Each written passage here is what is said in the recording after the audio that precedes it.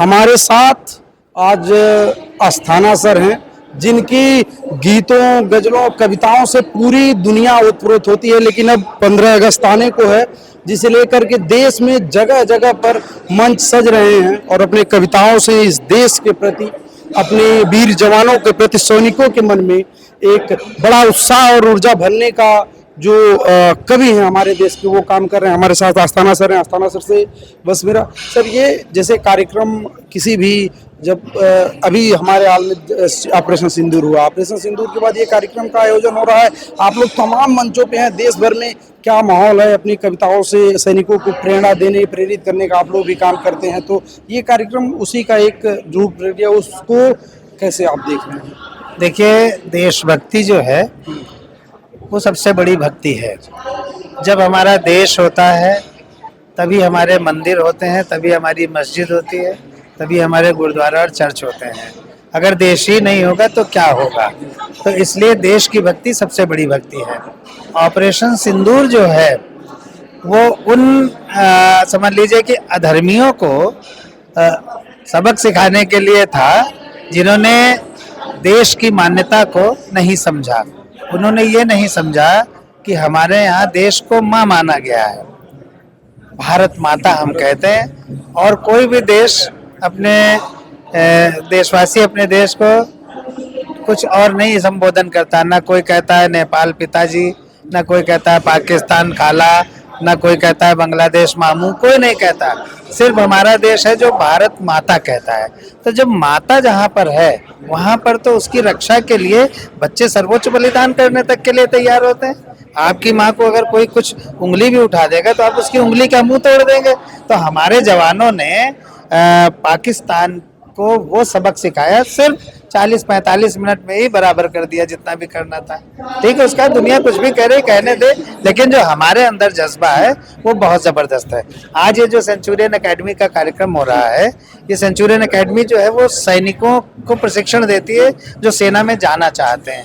तो ये बहुत बड़ी बात है कि बलिदानी तेवर सिखाना बहुत बड़ी बात है। तो सेंचुरियन एकेडमी जो है युवाओं को उस क्या कहते हैं, उस जज्बे के साथ भर्ती है जो देश की रक्षा के लिए जाते हैं। मैं निशंक जी की 2 पंक्तियां इस समय कहूँगा।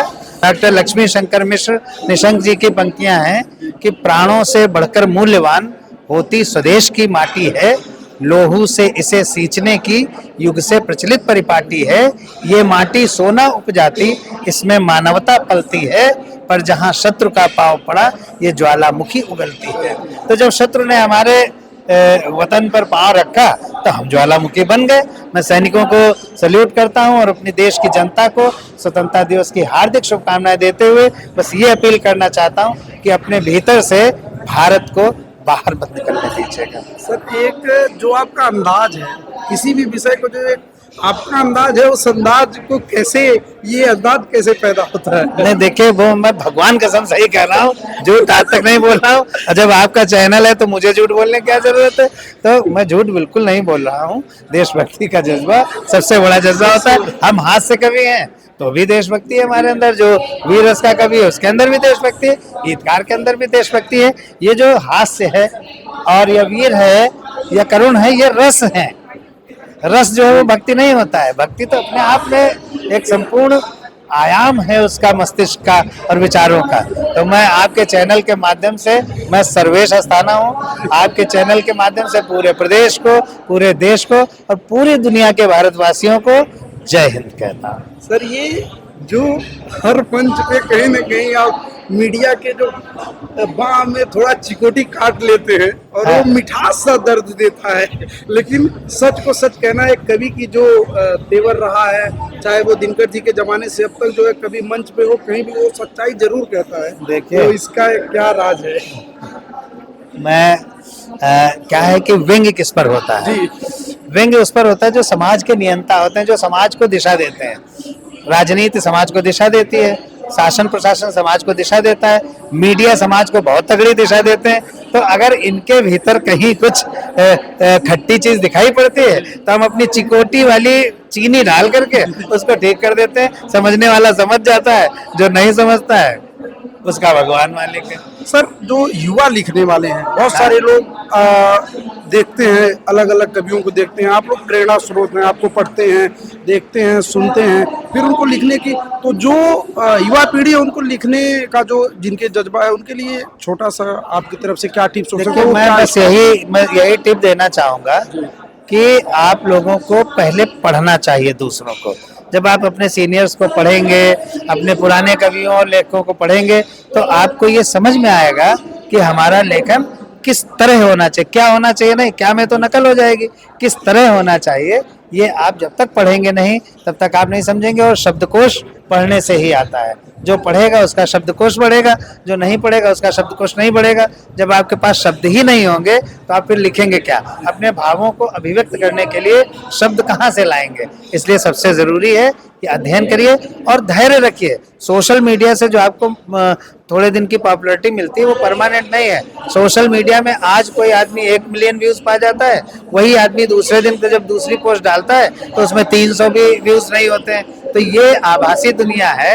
इस आभासी दुनिया से बाहर निकल करके जो वास्तविक धरातल है कविता का, जीवन का, विचारों का, इन सब का उन पर वास्तव में वास्तविक धरातल पर कदम ताल करते हुए आगे बढ़ते जाए। बार बार सर किताब पढ़ने को लेकर के चर्चाएं होती हैं कि पढ़ने वालों की संख्या धीरे धीरे घटती जा रही है, लोग मोबाइल और सोशल मीडिया पे ज्यादातर अध्ययन कर रहे हैं, तो उनके बारे में किताबों से जुड़ना कितना जरूरी है? देखिए, आपने सवाल बहुत अच्छा किया है।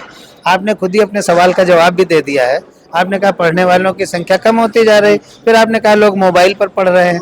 पढ़ने वालों की संख्या बिल्कुल कम नहीं हुई है, किताब पढ़ने वालों की संख्या कम हुई है। जब चूंकि मोबाइल में पूरी दुनिया हमारे हाथ में है, हर चीज हमारे हाथ में है, तो हम इसी में देख लेते हैं। हम किताब को उठाएं, रैक पर ढूंढें कहाँ है, पुस्तकालय जाएं और इसमें डाला हमने और वो किताब सामने आ जाती है, तो हम इसमें पढ़ लेते हैं। पढ़ने की कतई कमी नहीं आई हुई है और बस किताबों की तरफ लोगों की रुचि कम हुई है। उसकी वजह यह है कि किताबें महंगी बहुत हैं, उनको खरीदना मुश्किल होता है।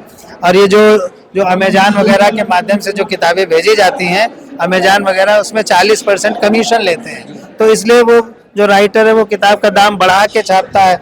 अब जब बढ़ा के छापता है तो आम पाठक के बस की बात नहीं होती है, तो वो नहीं खरीद पाता है। बस ये है, किताबों के दाम कम कीजिए, किताबें बिकती रहेंगी, क्योंकि पुस्तक मेलों में बहुत किताबें बिकती हैं। मैं खुद 10,000 रुपए की किताबें हर पुस्तक मेले में खरीदता हूँ, तो मैं ये कैसे मान लूँ कि किताबों की पॉपुलैरिटी कम हुई है।